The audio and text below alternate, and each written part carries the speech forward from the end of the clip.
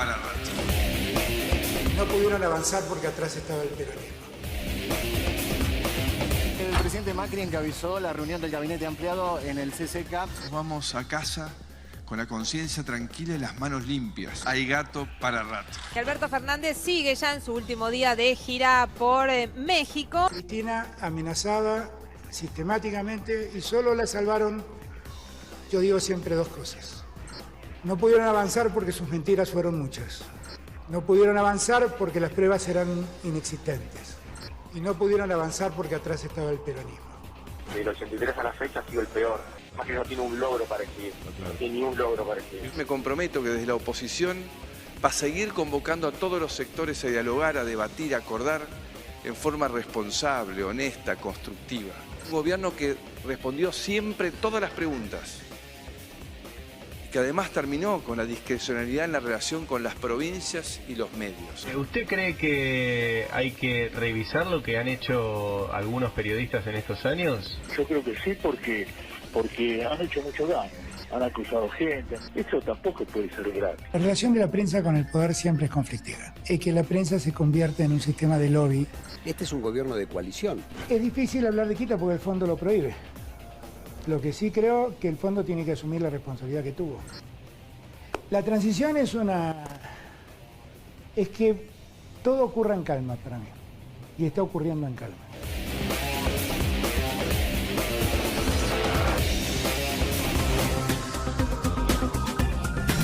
Hola, ¿cómo les va? Muy buenas noches, bienvenidos a un nuevo laboratorio electoral. La transición es el tema, obviamente, entiendo, y después vamos a conversar con los integrantes de la mesa de hoy de laboratorio electoral, que es una transición sin precedentes en el último tiempo de la República Argentina, de tal modo que el presidente Mauricio Macri quiere dejar todo por sentado. Tiene un decreto a la firma en la que se sentarán las bases de cómo se abrirán todos los libros para el gobierno que entra. Esto por un lado, para Macri es importante eso, que después no le endilguen tanto en Nación como a nivel provincia de Buenos Aires, porque en principio la idea es hacer algo parecido, la pesada herencia que nos dejaron.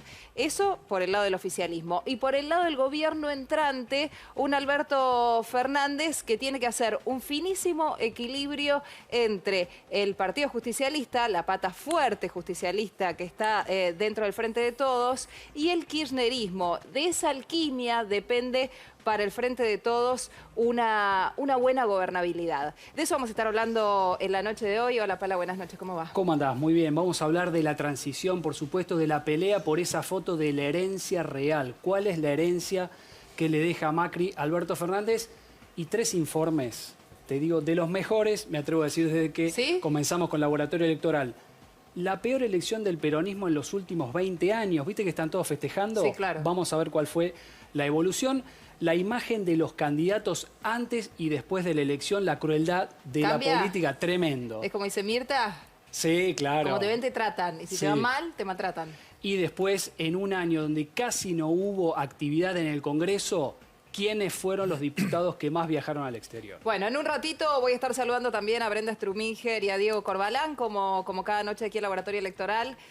Presentamos a los invitados de hoy. Fausto Potorno, economista, gracias por haber venido. Gracias por la Gustavo invitación. Pose, intendente de San Isidro, gracias por Buenas venir. noches. Y Mario Rorda, politólogo, presidente de Alice, gracias por estar con nosotros.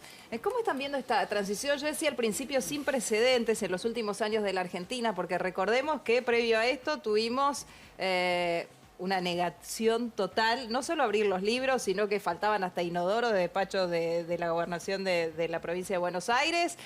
Ni hablar de números, ¿no? Ni de bastón, ni de banda, ni de nada. ¿Cómo lo están viendo? Es ordenada, es un país normal, dificultades que vive una parte importante de nuestra ciudadanía, de nuestra población, pero es ordenada, es en paz. Hay intercambio de información entre las autoridades que van a llegar o que posiblemente fueran a llegar, que designó el presidente electo y las autoridades salientes.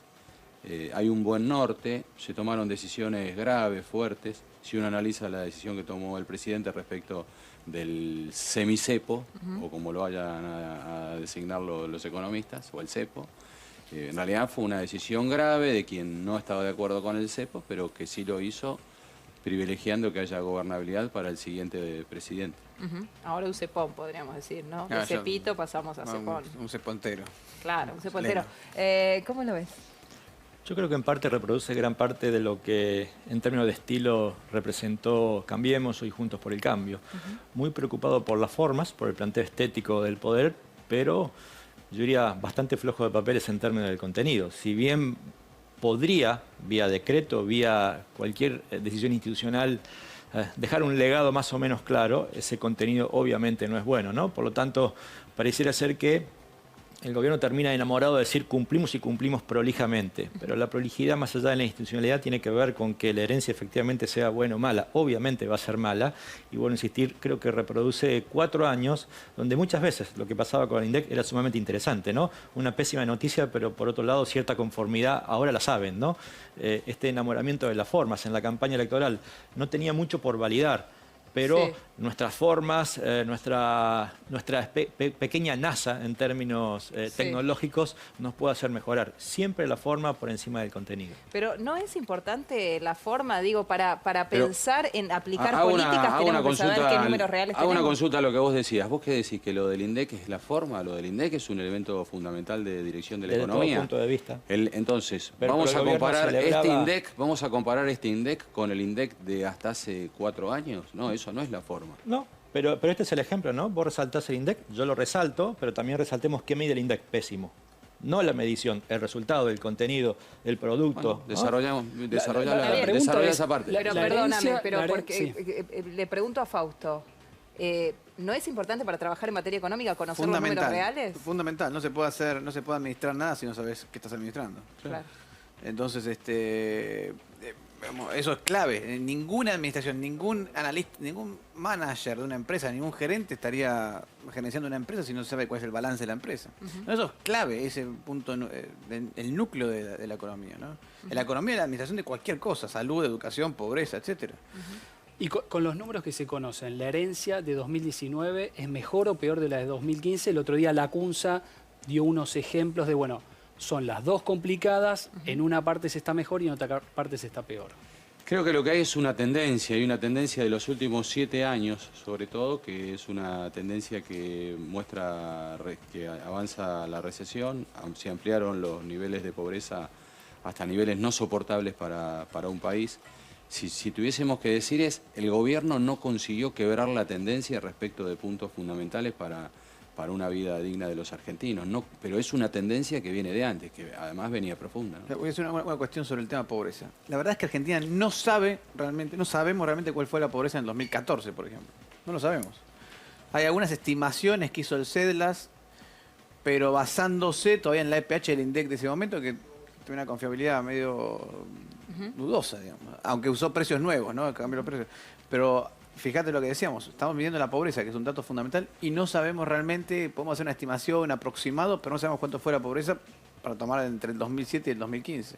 Y la primera parte del 2016 hasta que sacaron los nuevos números, ¿no? O sea que fíjate lo importante que es medir. Claro. Para saber cómo bueno, pero el propio Frente de Todos, el gobierno que entra, también quiere tener esos libros abiertos, ¿no? Saber con cuántas reservas cuenta. Pero no solamente por lo pasado, por lo presente y también para el futuro. Digo, hay una frase del organismo que mide básicamente la pobreza en México, que es el Coneval, cuyo eslogan es: lo que no se mide no se puede cambiar. Evidentemente. Lo que quiero decir es que además de medir, no se puede celebrar solo el medir, que es este enamoramiento de las formas. Sí, exacto, claro, esto es lo que digo, ¿sí? Claro. Entonces, el debate tiene que ver... No es suficiente. Exacto, en este caso, con lo que se va a recibir. Y lo que se va a recibir, independientemente de no quebrar la tendencia, es más grave, ¿sí? Técnicamente este gobierno desmejoró en la mayor cantidad de indicadores, pero además lo podría dar con datos económicos, que no es mi especialidad, pero sí con datos de opinión pública, en términos de cómo la ciudadanía percibió que vivió mejor, obviamente con el pasado, ¿sí? Por lo menos con el pasado reciente. Entonces, quiero decir... No fue ese el resultado de la elección, ¿no? 10 millones de personas o votaron con el gobierno o votaron en contra. Sí, también, pero es interesante esto. O sea, 10 millones de personas en la Argentina no es una cifra. Es interesante por la económica. El promedio de desaprobación a lo largo de 4 años de la economía fue del 80%. ¿Sí? En algún momento, que fue principio de este año, prácticamente se empardó, es decir, se emparejó la desaprobación gubernamental, en general del gobierno como un todo, con la desaprobación del rumbo económico. que siempre venía mal, pero que en algún momento se unificaron. Luego mejora levemente, pero esto es interesante. La mitad del votante de Cambiemos también está desconforme con el manejo de la economía. Por lo tanto, una cosa es que se puede explicar electoralmente, desde el comportamiento político, por qué se votó tal cosa, donde entran variables económicas, donde entra el juicio retrospectivo, donde entra un voto clasista, donde entra un voto ideológico, que explican gran parte que, aún con inconformidad o desconformidad, como lo quieran ver, con esta situación, prefiero esto por evitar lo pasado. Eso está claro, pero no significa conformidad ni significa mejoría en la percepción económica. Bueno, y entiendo que por eso ganó Alberto Fernández, ¿no? Así es, obvio, y en primera vuelta además. Claro. Y el tema político, ¿cómo lo ven? Porque digo, el equilibrio, yo hablaba de una alquimia necesaria por parte de Alberto Fernández de encontrar entre lo que es esta base fuerte de peronismo que conlleva el Frente de Todos y el kirchnerismo, resaltar la figura de Cristina, para todos aquellos votantes a los que la figura de Cristina traccionó para sí. Digo, ¿de ese equilibrio depende la gobernabilidad? Sí, a ver, desde todo punto de vista. Me da la sensación que Argentina recupere cierta normalidad histórica que tiene que ver con la puja de dos modelos enfrentados, unitarios federales, peronismo-radicalismo, y en este caso el Frente de Todos versus Juntos por el Cambio. Esta expresión quizás es más novedosa en términos de la comparación histórica porque representan dos coaliciones que técnicamente no son partidos políticos, ¿sí? Y esta Argentina amenaza ser una expresión política de dos coaliciones o una estructura bicoalicional que cuando se da esto es interesante porque hay una negociación entre ellos y otros actores, pero también una negociación intra, como le corresponde a cualquier coalición. Y me parece que en este sentido habrá que ver cómo emerge el liderazgo de Alberto Fernández, que una cosa es ganar y luego es liderar ese espacio. Me parece que si tuviera que imaginar, suponiendo que esta dimensión coalicional se sostiene con cierta estabilidad en el tiempo, en el mediano plazo, imagino un gobierno negociado, inter e intra, ¿sí? Y esto significa tensiones dinámicas que las va a tener el oficialismo, siendo el partido que ganó siendo oficialismo, pero que también las va a tener el actual oficialismo siendo oposición.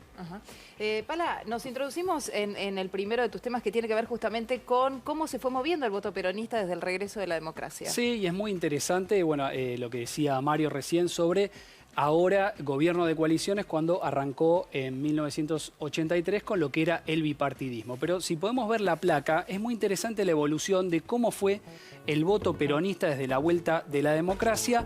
Y yo decía, hizo la peor elección de los últimos 20 años porque en el 99 con Duhalde, que fue con todo el peronismo unido, había sacado 38,27 puntos. Después empezó a poner el peronismo 3 candidatos en cada elección. 2003, Kirchner, Menem y Rodríguez A superan los 60 puntos. Tocan un techo en el 2007 con Cristina, Lavagna y Rodríguez A. Vuelven a tener 67 puntos en el 2011 con los 54 de Cristina más Rodríguez A y Duhalde. Y después empieza una baja en el 2015, que es cuando pierden contra Macri, sobre todo por la división del voto entre Scioli y Massa. Y en el 2019 en la suma vuelve a bajar, pese a que por supuesto que la conclusión es que gana. Claro, gana y el peronismo se unió y terminó obteniendo la victoria, pero entre Alberto y Lavagna suman 54 puntos, con lo cual queda un poco esto la discusión de cuál es la mejor fórmula del peronismo para ganar las elecciones. Parece, por supuesto, que es la unión de las principales partes. Y vamos ahora, decíamos, la crueldad de la política, ¿no? La imagen, cómo varía la imagen de los principales candidatos y principales dirigentes antes y después de la elección. Y voy a dejar al final para Lavagna porque realmente yo creo que es un caso de estudio.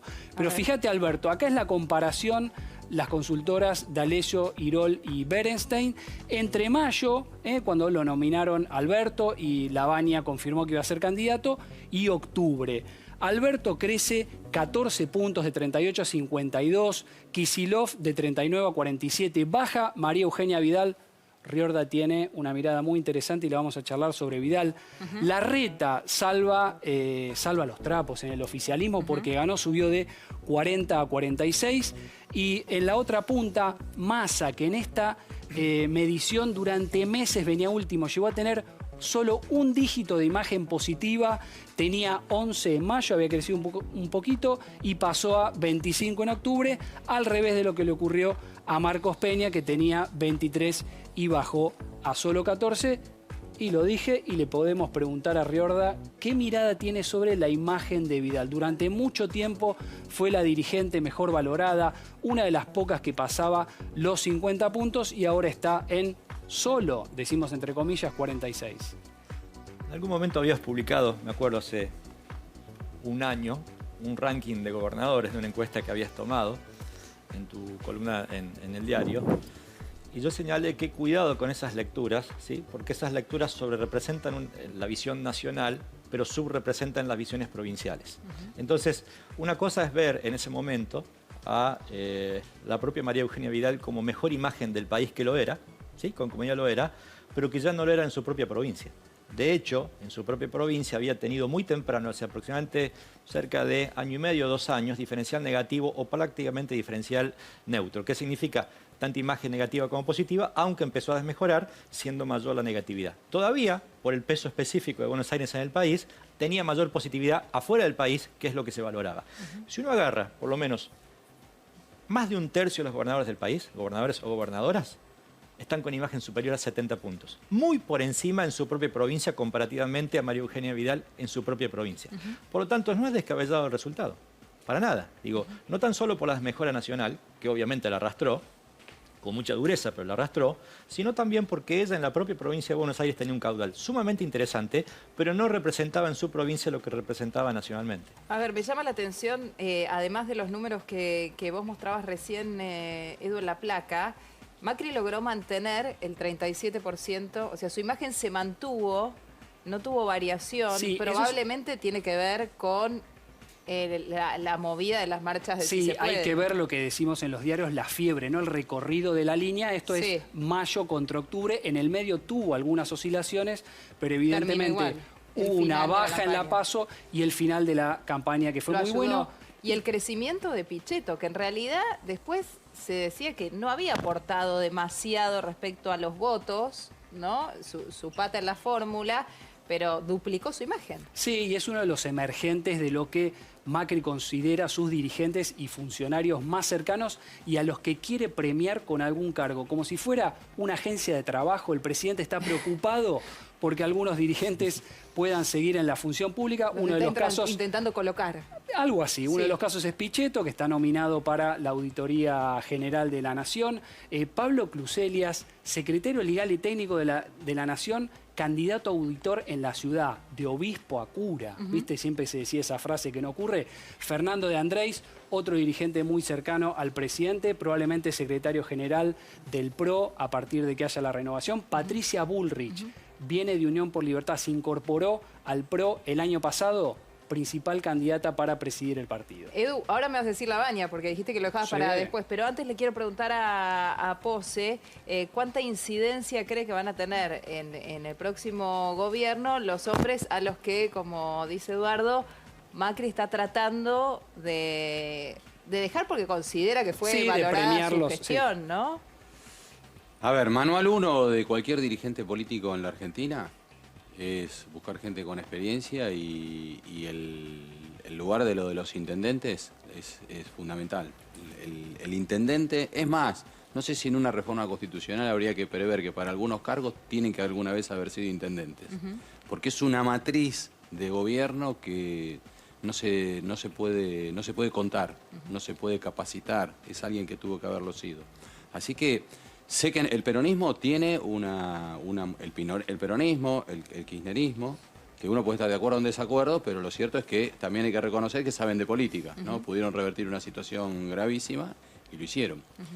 Entonces, en el campo nuestro, en Cambiemos, tenemos que también aprender de cómo funciona esto y me parece que los dirigentes nacionales tienen que hacerse de la cuestión de lo de los intendentes. A ver, me pasó Macri, durante muchísima cantidad de tiempo. ¿Sentí que Macri no les dio lugar a los intendentes o Vidal durante estos 4 años? Todo dirigente nacional, de donde sea, tiene una matriz centrista. Si no pasó antes por ser intendente, en el caso de lo de Mauricio, él fue jefe de la ciudad de Buenos Aires. Es un intendente, y aparte un intendente donde dejó su huella en el lugar, lo mismo que en el caso de lo de Horacio.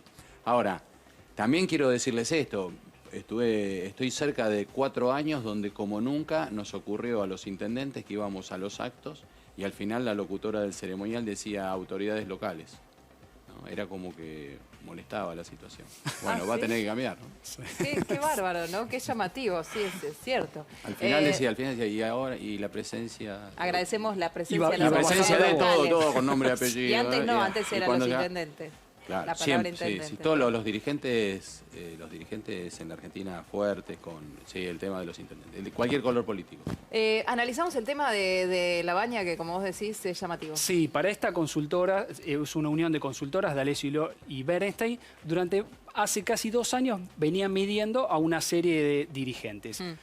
Durante casi todo el 2018, Labaña punteaba con María Eugenia Vidal, 50 y pico %, cuando de alguna manera era un outsider de la política, no era un ex ministro. E incluso el entorno de Labaña tomaba este dato como para decir, miren, tiene que ser uno de los candidatos de Alternativa Federal. Cuando el 20 de mayo Labaña confirma, ratifica que va a ser candidato, pese a la ruptura del espacio, la imagen de Labaña empieza a caer. Cuando él pasa a ser candidato y se mete en interna peronista, empieza a caer. Cae a un piso de 36 puntos, como muestra la placa, en mayo. ¿Y uno qué es lo que supondría? Cayó la imagen al 36, si perdió lo van a seguir golpeando en el piso. No, Labaña, cuando pasa a ser inofensivo políticamente, por lo menos electoralmente, vuelve a crecer la imagen y en la medición que termina en octubre vuelve a estar primero con 57 puntos. Sube una cantidad, 20 puntos, 21 puntos. 21 puntos. Ahora, ¿por qué creen que es esto? Digo, hubo una valoración nuevamente de Labaña porque la gente se lo tildó de soberbio a Labaña, ¿no? Por no querer ir a la interna. Y él ayudó. Él, sí, ayudó, pero nosotros hablábamos esta semana en la radio, él dice que consideraba en ese momento que desde el oficialismo lo que intentaban y desde el Frente de Todos era, sobre todo desde ambos lugares, por un lado cooptarlo y por el otro vaciarlo de poder, vaciar la Alternativa Federal de poder para que finalmente quedara licuado. Entonces, para él no tenía que haber interna.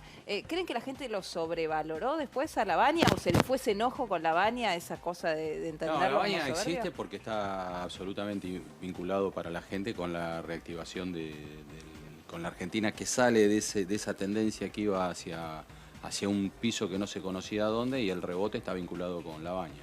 Lo que me parece es que entre las dos elecciones lo que también ocurrió es que Roberto Labaña, que perfectamente calificaba para ser presidente de la Nación, también la gente en la primera, una paso sin paso, es una encuesta obligatoria que es algo vergonzoso y que la verdad es que no hay que seguirlo eso. Pero en esa encuesta obligatoria la gente lo habrá visto a Labaña como que dividía el voto, tanto de un lado como del otro. Fausto, ¿cómo ves la evolución de Labaña? ¿A qué la atribuís? ¿Por qué crece 21 puntos? Yo creo que la evolución de Labaña viene atada a la recuperación del 2003. Y en parte creo que en las elecciones, esto es más para los analistas políticos, pero me parece que hubo mucho hincapié en recordar el 2003 y la recuperación del 2003, por más que estemos a 10.000 kilómetros de distancia de poder lograr algo así, ¿no? El 2003 fue una crisis cambiaria con deuda, pero con una economía que tenía mucha capacidad de crecimiento. Esta economía no tiene capacidad de crecimiento y entonces creo que en ese intento de hacer un recuerdo sobre el 2003, de que vamos a volver al 2003, creo que también habrá empujado un poco a Labaña, ¿no? Bueno, esta semana se volvió a hablar inclusive de la figura de Remes Lenikov. Bueno. En algunos lugares, centro, círculo rojo, periodistas, se volvió a hablar de Remes. Diego, ¿cómo vas? Buenas noches. Nuria, buenas noches. Ya que hablamos de periodistas, los periodistas también fuimos noticia en la generalidad, ¿no? Durante la semana en las redes. Sí, y esta semana y este mes fue un mes muy picante para la relación entre el poder y la prensa, con dos gráficos que vemos ahora que nos están mostrando un panorama clarísimo. Yo lo calificaría de preocupante. En el gráfico de la izquierda lo que vemos es la cantidad de menciones positivas y negativas en las redes sociales. Recuerden que nosotros lo que hacemos habitualmente es relevar las cuentas de usuarios geolocalizados, es decir, nada de trolls, nada de bots. Estamos hablando de gente identificada en las redes, de gente que real. Dice lo suyo, exactamente. 65% de las menciones, Nuria, sentimiento negativo, 35% positivo. Es un balance, desde mi punto de vista, preocupante. ¿Por qué tiene que ver esto? Bueno, distintos factores. En general, Nuria, a ver qué te parece. Cuando se habla del periodismo, en realidad la que es la protagonista es la noticia. Claro. Ahora, cuando el periodista pasa a hacerlo, hay distintos factores. En el gráfico de la derecha podemos ver algo de esto. Hicimos una categorización en 13 planos distintos de análisis. Mira, acá lo estamos viendo. Por un lado tenés los mensajes violentos, mercenario, corrupto, asco, basura, algunos de los calificativos. ¿Estas son las palabras con las que se los identifica en redes exactamente. a los periodistas en general? Los calificativos más violentos tienen que ver con esto. Los moderados, 35%, miedo, violencia, abuso. Esto tiene que ver fundamentalmente con consideraciones de las redes, no directamente a la persona, pero así al contexto de diálogo que involucra a los periodistas. Y el 26% calificativos graves, vergüenza, mentira, referencias en duros términos, no graves, no violento, pero sí grave en cuanto a los periodistas. Este diría un escenario desde el punto de vista del análisis de lo que hacemos habitualmente con la gente de SciData, lo que se llama la escucha de redes sociales, el listening. Es un indicador que es para seguirlo de cerca. 2 episodios en 2 momentos distintos de la semana. En realidad fueron 2 fechas. La primera el 21 de octubre. Ese día pasaron 3 cosas fundamentales y preocupantes. Primero, agresión a los periodistas que cubrían la marcha por lo que estaba sucediendo en Chile, acá en Buenos Aires, estamos hablando. El segundo episodio, un tuit del cineasta Campanella, otra vez protagonista en las redes, lamentando que el periodismo, según él, que protegió al periodismo en 4 años, esté atacando al gobierno saliente. Y el tercer episodio fue Alberto Fernández, mandando a un periodista dedicándose a que trabaje, a que haga periodismo. No sé si te acordás que fue en la puerta de su casa. Esto fue el 21 de octubre, fue previo a la elección, la semana anterior. Digamos, cuando algo hace que el periodismo en general vuelva a la tapa, al centro de la escena, esto es lo que pasa en las redes como caja de resonancia. Esta semana Alberto Fernández volvió a molestarse con Santiago Fioriti, fue en ese caso, porque le dijo, vos no querés entender, ¿no? Cuando se le insistía acerca de qué iba a pasar, si el cepo se iba a desactivar o no cuando llegara al poder. Y que ese episodio fue el otro pico de interés de las redes y de comentarios. Hicimos un análisis de los 4 años de la gestión de Mauricio Macri y las menciones. Nos vamos de las redes y nos metemos en el mundo de la web. En este caso, todo lo que se busca a través de los buscadores, especialmente Google. Fíjate lo que pasó. El aumento constante y en la comparación 2016-2019, un incremento del 43% del interés de la gente. ¿Qué es este indicador? No es gente escribiendo, Nuria. Esto tiene que ver con algo que en la investigación social, desde la comunicación, es muy interesante. No es gente que hable sobre el periodismo, sino gente que está buscando información sobre nosotros. Claro. Entonces, ves cómo el volumen de diálogo se fue incrementando. Los fallecimientos de figuras siempre tienen el impacto más importante. El querido Edgardo Antoniana por un lado, Débora Pérez Volpin. El caso, bueno, ese junio fatídico de este año, que fue justamente el fallecimiento de Sergio Genda, de Lucha Vilés, y la internación de nuestra compañera y amiga Liliana Franco, ¿te acordás? Con gripe A. Bueno, también generó mucho impacto. Y ya acercándonos a esta fecha, la detención del periodista Eugenio Beppo por un lado, la condena a Lucas Carrasco y la muerte de Marcelo Slotoviada. Son 3 episodios que, si sumamos a lo más reciente, tenemos esta semana el pico, que fue algo que después Brenda va a desarrollar, y justamente es el foco de las críticas, por un lado, a Ofelia Fernández, pero por otro lado la reacción de ella en contra del periodismo, calificando en duros términos al colega Eduardo Feynman, por ejemplo. Bueno, en el recorrido, como vemos en este resumen, en este gráfico sobre la izquierda del gráfico, vemos este incremento del 43%. Siempre, acá hay que debatir, lo debatirá la mesa. No sé si es bueno o es malo que se hable del periodismo, pero indudablemente en la opinión pública la noticia está teniendo relativamente un peso menor y cada vez en nombre y apellido un protagonismo un poquito mayor de nosotros los periodistas. Bueno, vamos, ya que lo dijiste, vamos a darle paso a la mesa con este tema. ¿Es bueno o malo que el centro de la escena lo ocupemos los periodistas cuando en realidad lo lógico debiera ser que sea la noticia la protagonista, ¿no? Sí, hay algo que, disculpa Mario, hay algo que se repitió de los dos lados de la grieta, pero exactamente igual, y uno trabaja desde antes del 2015, pero lo vivimos en 2015, trabajando en el mismo lugar, y lo vimos en el 2019, es con esta militancia, sobre todo entre agresiva, violenta, muy activa de las redes sociales, que enseguida responsabiliza al periodismo y al mismo periodismo. Eso a veces es curioso. Primero fue sobre la derrota del kirchnerismo y después sobre la derrota del macrismo. Es decir, los mismos periodistas pasaron o pasamos a ser culpables primero de que pierda un lado de la grieta y después de que pierda el otro. Bastante curioso.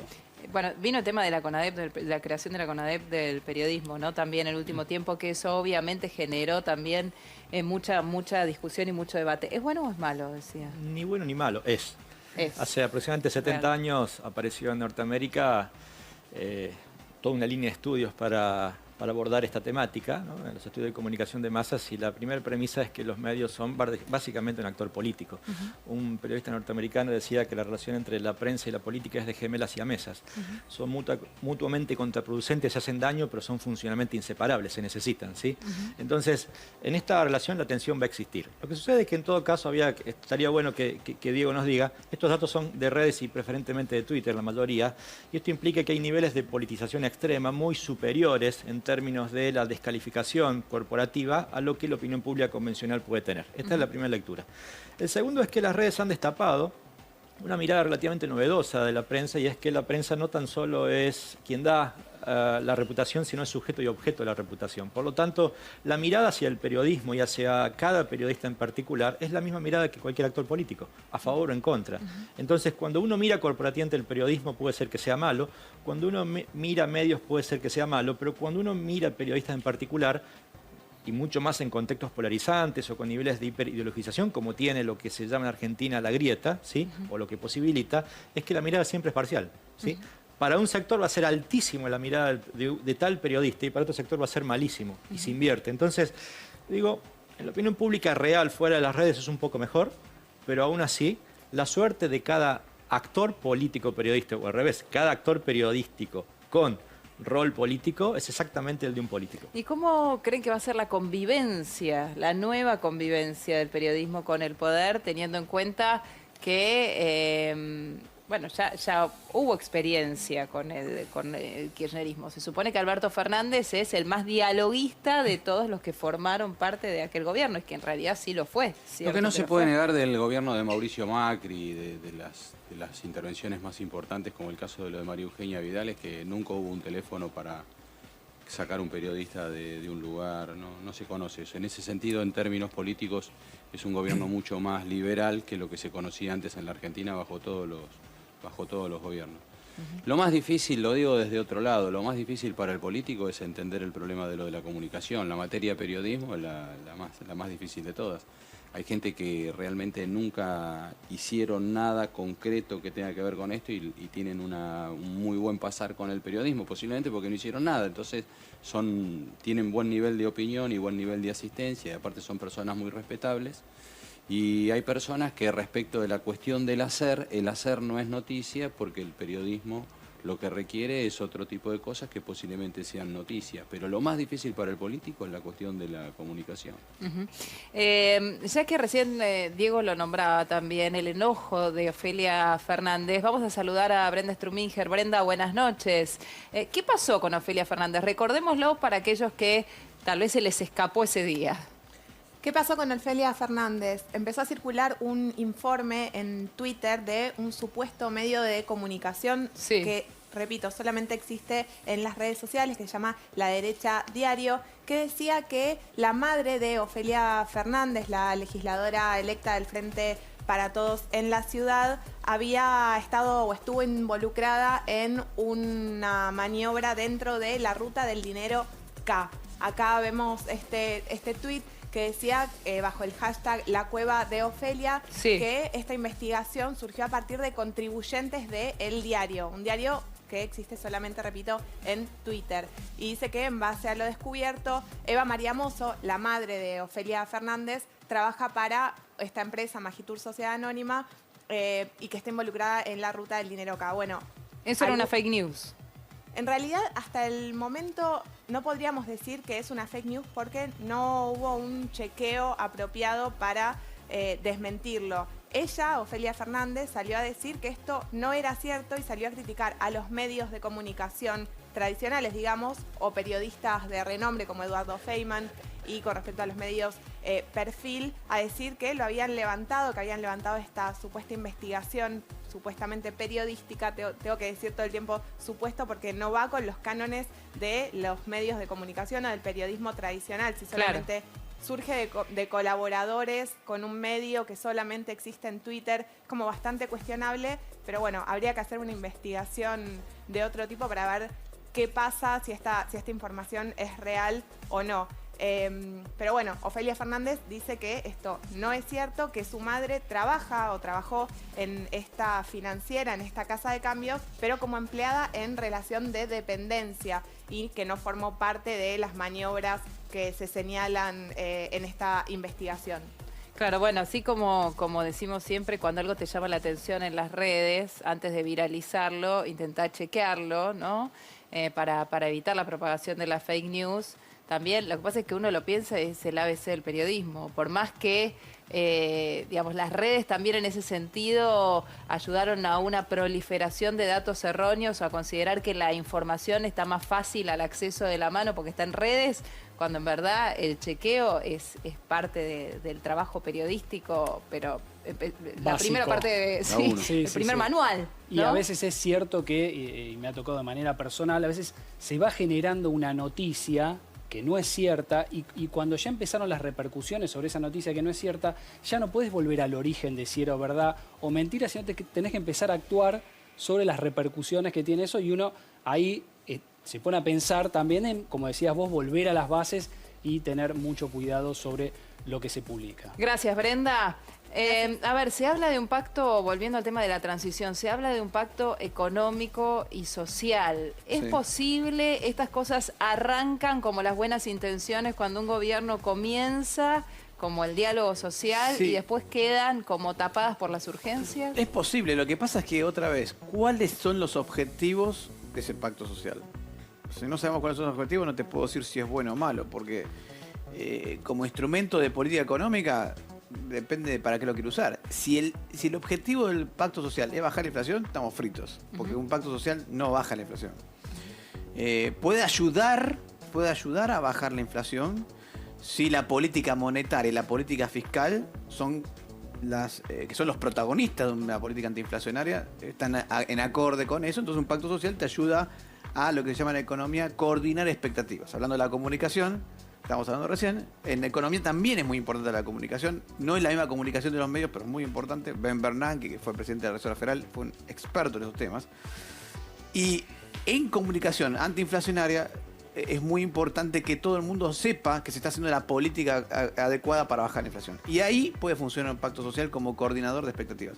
Ahora, por sí solo, no, porque es un actor de reparto dentro de los instrumentos de política antiinflacionaria. Los protagonistas son la política fiscal y la política monetaria. Entonces, si ese es el objetivo, te diría que habría que preguntarse cuál es la política monetaria y cuál es la política fiscal. Si el objetivo es tener un acuerdo social para implementar medidas económicas o reformas estructurales de la economía y discutirlas en una mesa, bueno, ahí habría que verlo. Ahora, ¿qué reformas estamos hablando, no? Que para Argentina hoy son fundamentales. O sea, yo creo que hay que tener claro una cosa muy relevante. Argentina no sale de este estancamiento si no hace reformas estructurales, y no cualquiera, las que corresponden. ¿Cuáles son las 3 o 4 medidas Fausto o los 3 o 4 problemas que hay que atacar ya, digo, en la urgencia y pensando en la asunción? Sacando el tema de reformas estructurales, te diría, el gobierno se enfrenta hoy a un cuadrado o un diamante de posibilidades que son imposibles. O sea, las 4 no las podés resolver, que son la deuda, pagar la deuda, bajar la inflación o minimizar la emisión monetaria, salir del control de cambios y crecer.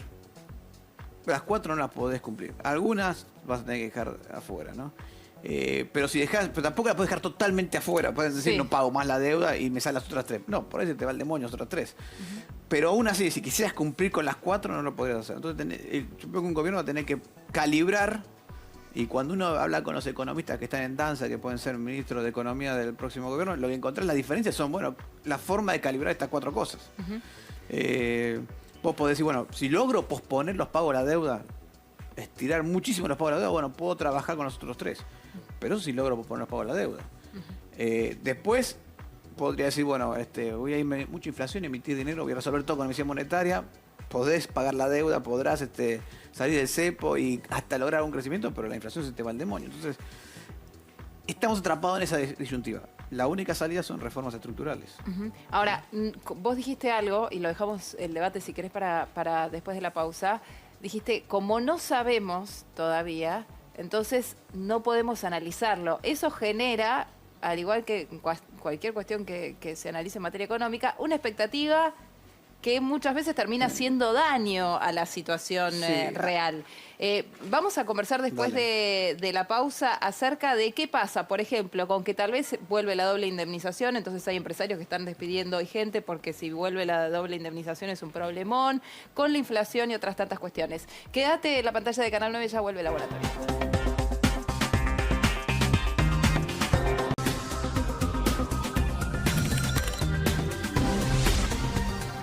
Continuamos el laboratorio electoral. Decíamos antes de irnos a la pausa, es entendible que Alberto Fernández se guarde los nombres hasta poco antes de asumir para no generar el operativo desgaste de aquellos a los que considere cabezas de los próximos ministerios. Sí, es entendible. Hay de todos modos lineamientos que todavía desconocemos y eso genera expectativas a veces que terminan generando mayores problemas, como por ejemplo decíamos la doble indemnización. Bueno, es que, un punto antes, el desgaste, es cierto que no se genera desgaste sobre los economistas que pueden influir, pero se genera desgaste sobre la economía. Claro. Al no ponerlos, entonces ahí medio que choca para mí la comunicación política, volviendo al tema de comunicación, con la comunicación económica. Al no poner los economistas se va desgastando la economía y lo único que empezamos a ver toda la sociedad son las restricciones que enfrenta Alberto Fernández. Y nos empezamos a enfocar en las restricciones y no en las soluciones, porque las soluciones no están.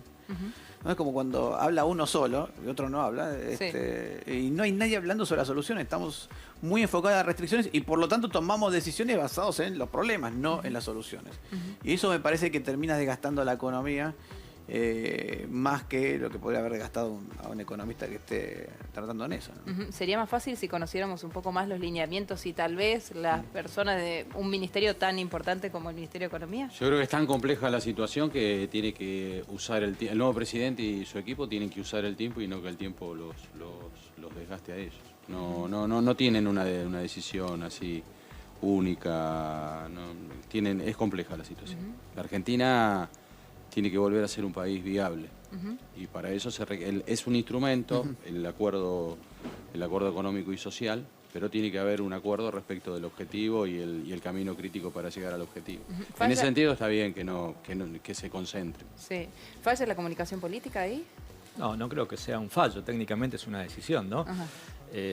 Creo que la comunicación recién está iniciando en términos institucionales, pero también hay tiempos que uno especula que en términos de silencio puede ser mejores que esas afirmaciones explícitas. Convengamos que si bien se está conociendo el estado de situación, también se está conociendo o empezando a aparecer los resultados de negociaciones internas, ¿no? Decíamos, Alberto probablemente va a ser el líder, pero también es un líder que necesita negociar. Y un gabinete además es una expresión absolutamente amplia y heterogénea. No es la decisión unipersonal de alguien, ¿sí? Puede ser que en el tiempo sea así, pero mientras tanto es un esquema negociado y ni siquiera partidariamente o adentro de la coalición. Se negocia con actores, con intereses de poder, con empresarios, se negocia. Digo, hay un esquema negociado. Bueno, Alberto Fernández está debutando además a partir del 10 de diciembre también como presidente del Grupo de Puebla y el desafío de rearmar el mapa de Latinoamérica también será parte de sus próximos objetivos.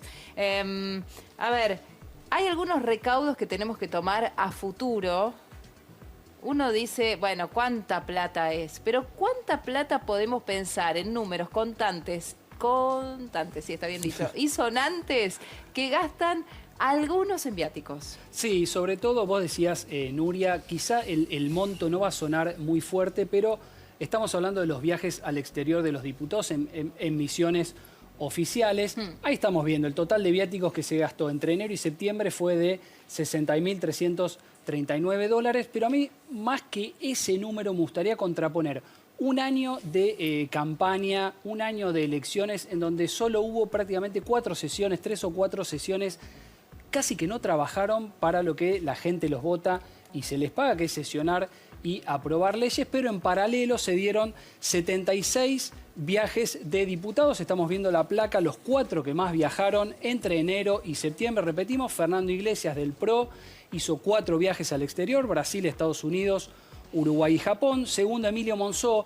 Ahí una de las justificaciones es que a veces se invita al titular de la Cámara. En este caso, Monzó viajó a India, Emiratos Árabes, Vietnam, Panamá y Azerbaiyán. Y con 3 viajes, 2 diputados de la UCR, Facundo Suárez Lastra, fue a Francia, Chile y China. y Oscar Macías del bloque justicialista, que fue las 3 veces a Brasil. Como bloque, los que más viajaron fueron los oficialistas. 27 veces viajaron diputados del PRO, 11 veces de la UCR y también diputados de la coalición cívica. Acá estamos viendo otros nombres conocidos que viajaron 2 veces al exterior. Daniel Filmus del Frente para la Victoria, José de Mendiguren de UNA, Luis Petri de la UCR y Cornelia Schmidt-Liermann de El PRO, 2 viajes cada uno. Bueno, será para tener en cuenta para lo que viene, ¿no? Sí, yo creo que son gestos de la política, sobre todo en un año en el que prácticamente el Congreso no sesionó. Se sanciona la emergencia alimentaria, la pobreza que camina a acercarse al 40%, digo, son gestos que me parece que hay que tener, más allá de que el volumen total, como veíamos, dentro de un presupuesto es poco y nada. En ese sentido, ¿hay que pensar en una reconfiguración de la política para adelante? Me parece que en este sentido, hablando de la comunicación, se necesitan gestos simbólicos, ¿no? La transparencia y la rendición de cuentas son dimensiones horizontales de la política a la que generalmente no se acostumbraba y hoy empieza a exigir. No es que la gente entra alocadamente a ver cuánto gasta, probablemente alguien, un gobierno decide una política de gobierno abierto y no entra nadie. El problema es que no importa quién lo ve, sino la potencialidad de verlo, ¿sí? Sea porque ustedes como periodistas, sea porque algún experto o sea porque un opositor también. Entonces, en esto hay que hablar a favor de la Cámara de Diputados, que todos estos son datos oficiales, abiertos, todo el mundo puede entrar a diputados.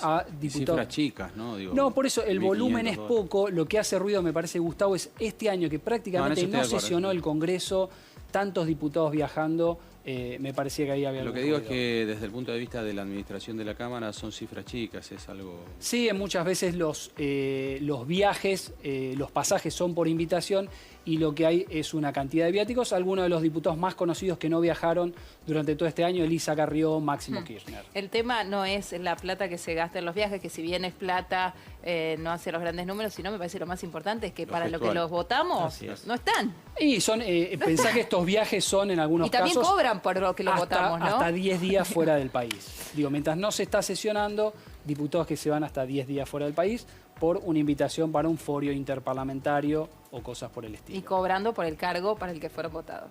Bueno, nos vamos a ir a la pausa. Enseguida venimos. Quédate con Laboratorio que todavía hay más. La noche de sábado nos dedicamos a saber cuáles fueron las palabras y los hashtags más utilizados en las redes sociales. Diego. Bueno, acá tenemos entonces, Nuria, el reflejo de lo que pasó en la semana. Lula, como la palabra más importante, nombre propio más significativo. También el de Ofelia Fernández, el caso de Amalia Granata, también Nico Vázquez, esta foto que se viralizó también en redes sociales, protagonizando una película. El episodio de Jorge Rial también con Lázaro Báez y la vinculación que también trascendió en las redes sociales. Bueno, y después el mundo sindical también muy presente, Nuria. Por un lado, el protagonismo de Hugo Moyano, la visita de Alberto Fernández a la CGT, el paro docente, el caso del gerente de Flybondi, que también levantó mucha polvareda con sus declaraciones en contra del peronismo. Presencia del deporte en menor medida con el muñeco Gallardo, también con Mebol y mucho más abajo Perú. Y fíjense acá abajo de todo, la beluga. ¿La vieron en redes sociales? Un video que se viralizó con esta beluga que se acercaba a una persona que estaba a bordo de un barco y que jugueteaba con una pelota de rugby. Fue uno de los videos más viralizados. Y fíjense, inunda. Esta palabra vino de la discusión el lunes, que hubo una tormenta fuerte en la ciudad de Buenos Aires, por el episodio, bueno, por supuesto lo recordaban a Mauricio Macri, no se inunda más, y el agua que se acumuló en la ciudad de Buenos Aires. Y los hashtags, típico de la discusión de Twitter, Lula libre, porque es con B corta, porque esta discusión, este hashtag, lo traemos desde Brasil y fue replicado en las redes sociales argentinas. El líder es Macri, la cueva de Ofelia, reacción del espacio que podemos identificar cerca de Cambiemos y el resto de los hashtags asociados en mayor medida al mundo del Frente de Todos, Nuria. Bueno, muy bien. Esto fue de lo que más se habló en redes sociales, como siempre decimos, la gran caja de resonancia de lo que pasa en la vida real. Y hablamos de Lula, ¿no? En todas las pantallas se vio a Lula allí encabezando en los temas. Cuando hablamos de Lula, tenemos que decir que hoy está con todos los números para venir a la Argentina en el momento en el que asuma Alberto Fernández. Mientras que el actual presidente de Brasil no solo no va a venir, no va a mandar a su vice, alguno mandará en representación. Digo, ¿cómo nos posiciona esto para lo que viene y para la negociación con el principal socio de la Argentina, ¿no? Con Brasil? Me Parece que hay que entender a Brasil en el sentido que todos los que llegan a presidente, salvo el caso de Bolsonaro, que no se conoce porque sorprendió, todos salen de Itamaraty. Como ustedes bien saben, Itamaraty es la Cancillería brasileña, pero aparte de ser la Cancillería brasileña, es prenacional en el Brasil. Es decir, Itamaraty viene de la época del imperio de los portugueses, del Braga Menéndez, etc. De cuando tenían emperadores. Entonces, mucho va a tener que ver lo de Itamaraty, los presidentes. A veces uno tiene una duda si realmente en los países grandes los presidentes son los que definitivamente mandan, ¿no? Porque en Estados Unidos, digo, ¿quién es el más importante? La Reserva Federal Americana, en el Brasil Itamaraty. Me parece que va a andar más por ese lado y en búsqueda de cosas positivas. Nosotros, los argentinos, desde el año 79 teníamos el mismo PBI que Brasil. Pero el Brasil siguió creciendo, hoy la sexta potencia industrial del mundo. Nosotros debemos entrar, como en el automovilismo, entrar en la succión detrás de ellos. El rol que juega la Argentina con Venezuela y la definición de Alberto Fernández de qué es lo que debe hacerse. Bueno, el Grupo de Puebla claramente tiene la intención de incluir a Venezuela en la búsqueda de una solución, una salida democrática a la situación. Sí, de todo punto de vista. No creo que ese bloque sea pro-Venezuela. Creo que hoy a nadie le conviene, ni políticamente ni diplomáticamente, sea pro-Venezuela, salvo excepciones, que puede ser Cuba, que puede ser Nicaragua. El resto me parece que va a evitar una decisión de Venezuela disruptiva y sobre todo, como algunos sostienen, intervencionista, por así decirlo, ¿sí? Creo que no pasa más allá de eso. El foco claramente está en los dos extremos de la región, México y Argentina, con López Obrador en México y con Alberto Fernández. Habrá que ver qué pasa en otras elecciones, pero el progresismo toma aire y mucho más con la liberación de Lula. No nos olvidemos que en el ciclo hacia la derecha, ¿sí? O con el fin, en todo caso, de los gobiernos nacionales populares, estaba como bastante culposo, ¿no? Sobre todo incluso con Macri iniciando ese nuevo ciclo conservador de derecha. Hoy... Ahora, Estados Unidos no está de acuerdo con esta postura y Alberto Fernández ahí tendrá que hacer juego entre esto y la necesidad de contar con la ayuda de Estados Unidos para negociar la deuda con el fondo, por ejemplo.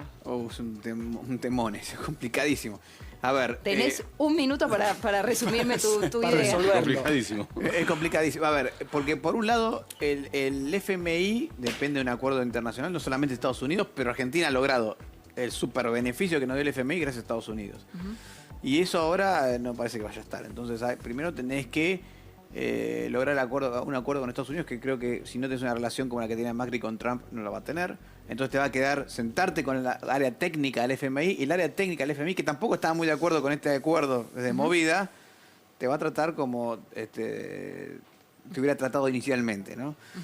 Y además tenés a los acreedores, que te van a decir dos cosas. Primero, antes de firmar cualquier acuerdo internacional conmigo, el FMI te tiene que auditar. Porque ¿de dónde me vas a pagar la deuda a mí? ¿Con qué me vas a pagar? Tenés que tener superávit primario, superávit fiscal. Y ese superávit fiscal lo tenés que acordar con el FMI. Si no, ¿con qué me vas a pagar? ¿Con qué me siento a negociar con vos? Gracias a los tres por haber estado esta noche con nosotros. Agradecemos como siempre el delicioso catering de Paulicerí de Paulina Martínez, @Paulicerí. Gracias Paula Balmayor por mis looks de cada sábado. Gracias a Brenda y gracias a Diego. Paula, ¿nos encontramos el próximo sábado? Por supuesto, los esperamos. Se nos fue muy rápido este laboratorio electoral. Gracias a la pantalla de Canal 9 y a todos nuestros compañeros por recibirnos cada sábado. Que tengan una muy buena semana.